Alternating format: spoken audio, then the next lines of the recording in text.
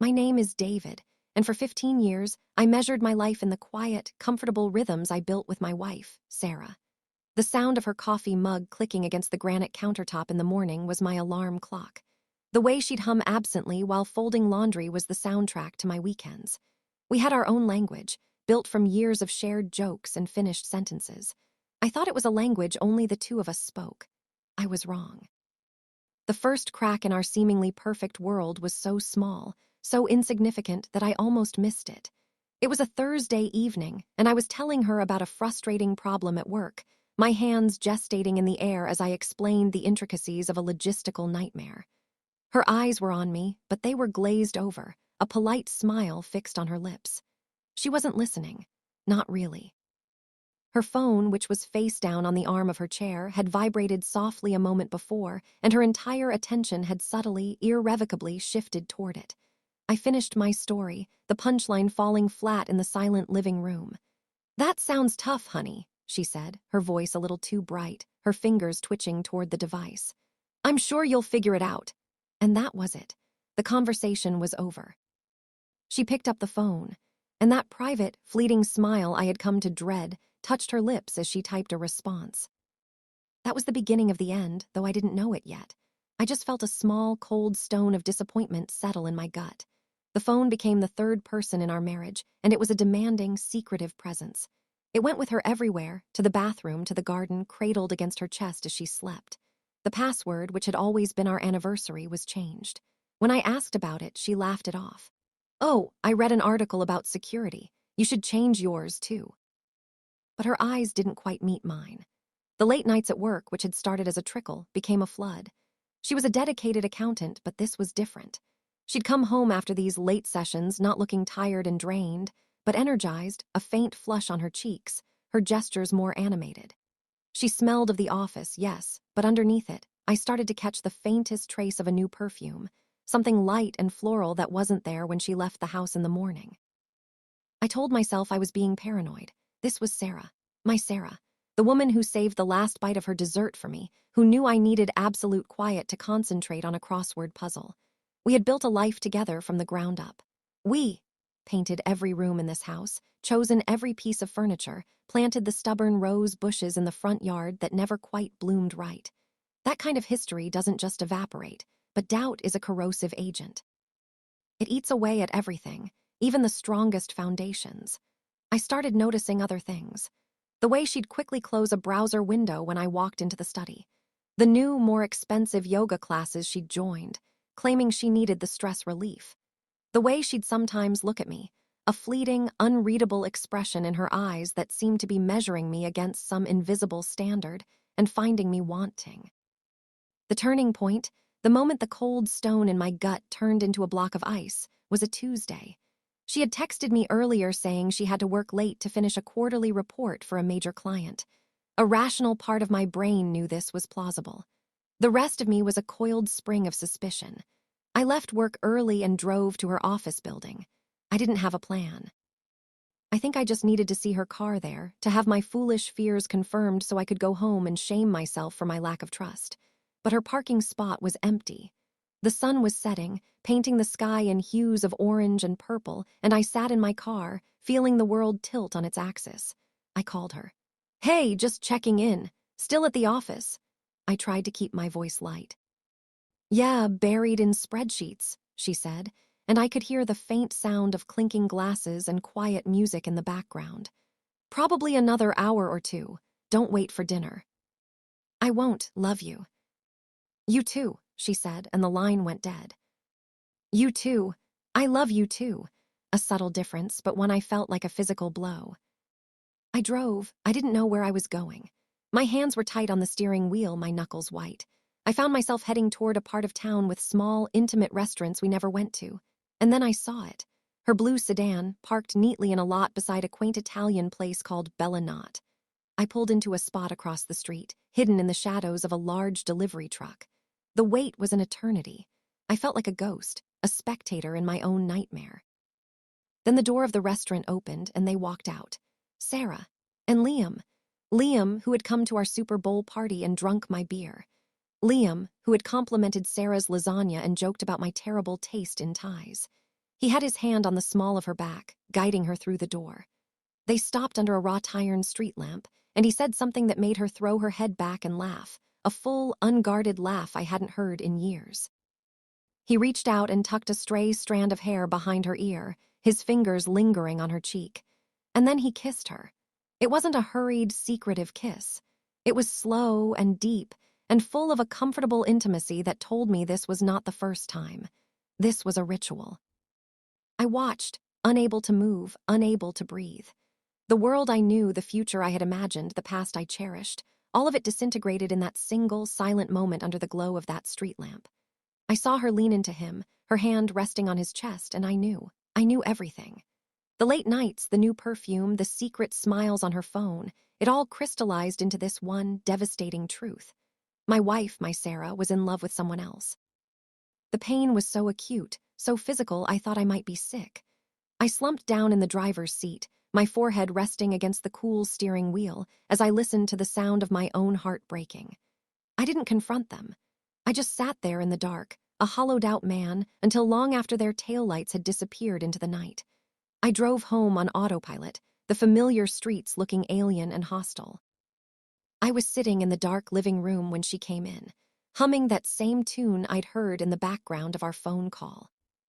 "You're still up," she said, sounding surprised. She came over and kissed my forehead. The scent of garlic and red wine clung to her, and underneath it, the faint, floral trace of her perfume, the one she never wore for me. "The report was a beast," she sighed, stretching. "I'm exhausted. I'm going to take a quick shower." I just nodded. My throat too tight to speak. I listened to the water run, and I stared into the darkness of our home. The pain was a living thing, a raw, screaming agony. But as the night wore on, something else began to stir beneath the devastation. It was cold and hard and sharp. It was a resolve that pushed the tears aside and cleared the fog of grief from my mind. This was not just a betrayal. It was a declaration of war, and I would not be its victim. I would not scream or beg or plead. I would be calm. I would be patient. I would be smarter than both of them. The first part of my revenge wasn't an action. It was a transformation. The loving, trusting husband was gone. In his place was something else, something determined to win. The game was on, and I had just decided to play to win. The silence in our house became a living entity. It wasn't the comfortable quiet we used to share, the kind filled with the understanding of two people who didn't need to fill every moment with noise. This was a heavy, oppressive silence, thick with secrets and lies. I moved through it like a ghost, performing the rituals of my old life. I made coffee in the morning, I kissed Sarah's cheek before leaving for work, I asked about her day over dinner. But inside, the man doing those things was a stranger, an actor playing a part with cold, clinical precision. The heartbroken husband was locked away in a deep, dark cellar of my soul. The man now in charge was an architect, and he was designing a ruin. My first task was intelligence gathering. I needed to understand the enemy's patterns, their strengths, and most importantly, their weaknesses. I started with the mundane. I noted the exact times Sarah left for work and the increasingly frequent late nights. I cross-referenced them with our shared online calendar, which she had stopped updating diligently. I became an expert in the language of her deception. The slight hesitation before answering a question, the over-explanation of simple things, the way her voice pitched higher when she was lying. "Stacy and I are just going for a quick drink," she'd say, and I'd simply nod, already knowing Stacy was out of town visiting family. The phone bill was my Rosetta Stone. I'd always left the finances to Sarah, a decision I now saw as a symptom of a larger complacency. I logged into our account online one evening after she'd gone to sleep, my heart a cold, steady drum in my chest. There it was, a number that appeared with a frequency that was anything but professional. Dozens of texts, hours of calls, often late into the night when she was supposedly reading in the other room. A simple reverse lookup confirmed it: Liam Walsh. Seeing his name in black and white, attached to that log of betrayal, was like pressing a hot brand against the wound. But I didn't flinch. I took screenshots. I saved them in a secure folder I named The Foundation. This was the bedrock of my new reality. I needed more. I needed their words, their promises, their ridicule of me. I needed to know the depth of it to harden my resolve. An opportunity came when Sarah complained her laptop was running slow. "Let me take a look at it, honey," I offered, my voice the picture of helpful concern. "I can clean up some of the temporary files." She was grateful, unsuspecting. While I ran a diagnostic software, I also installed a small, nearly undetectable keylogger. It felt like a violation, a descent into a shadowy world I never wanted to inhabit. But the rules had changed. The covenant of our marriage had been broken, and I was no longer bound by its codes of honor. The keylogger gave me everything. Her email password was a variation of an old pet's name, a sentimental weakness I exploited. That night after she was asleep, I ventured into the secret world of her inbox. Reading their emails was a unique form of torture. They weren't salacious, they were intimate. They were full of plans and dreams. They called each other my escape and the real thing. Liam wrote about the future they would build, a future that explicitly did not include me. He promised her travel, a luxury apartment downtown, a life free from what he called the mundane shackles of our existence. In one particularly cutting exchange, Sarah had written, "Sometimes I look at David and I just feel nothing. It's like living with a friendly roommate. I need passion, Liam, I need you." The words were like shards of glass in my veins, but with each painful sentence, the cold fire inside me burned brighter. This wasn't just an affair, it was a collaborative effort to erase me. They were building a new life on the grave of mine, but I was not dead yet. I began to study Liam, not as my wife's lover, but as my target. I learned everything I could about him, his firm, his projects, his reputation. He was a partner at a prestigious architectural firm, known for sleek, modern designs and a ruthless business acumen. He loved his status, his BMW, his corner office with a view. He was a man who believed he was untouchable, and that was his weakness. Through her emails, I learned about a specific project he was pursuing, the acquisition of a small, family-owned design firm that was struggling. The owners, an elderly husband and wife team, were resistant to selling. Liam's emails to his partners, which Sarah had foolishly forwarded to her personal account to read later, were filled with contempt for them.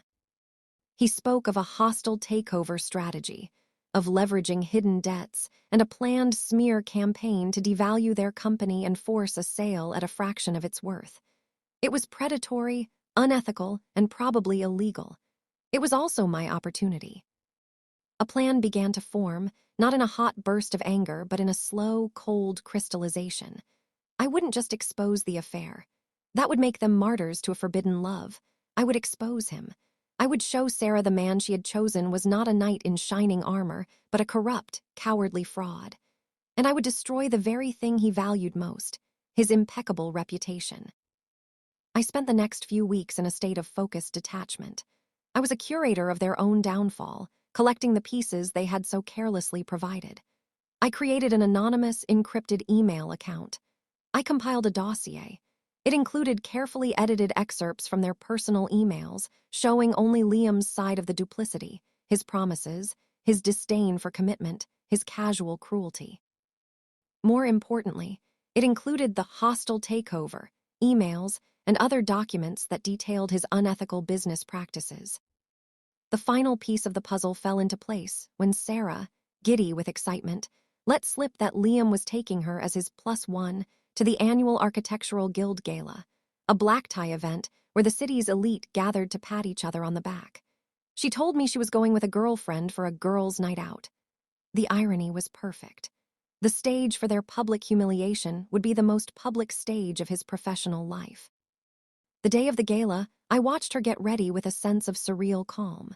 She spent hours on her hair and makeup, slipping into a stunning, backless black gown I had never seen before.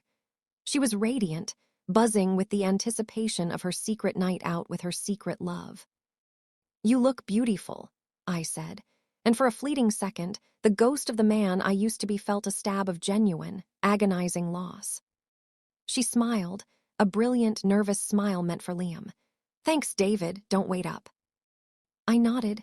As soon as the door closed behind her, I went to my study.